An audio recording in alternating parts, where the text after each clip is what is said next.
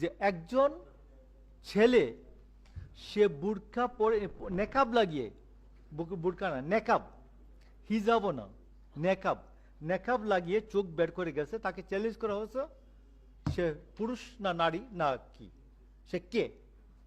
সে বলছে এটা তো ইসলামের প্রতি অবমাননা হলো, ইসলামের প্রতি অবমাননা হলো।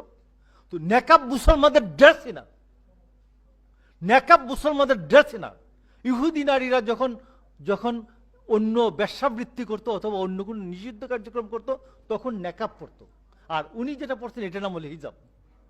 হিজাব হইল মুসলমানের ড্রেস, বাট নেকাব মুসলমানের ড্রেসই না। কেউ বলবেন না যদি ইয়ে হয়, মব হয়। আমি বললাম অন্যরা বলা শুরু করেন। তারপর এই যে মোটামুটি আমি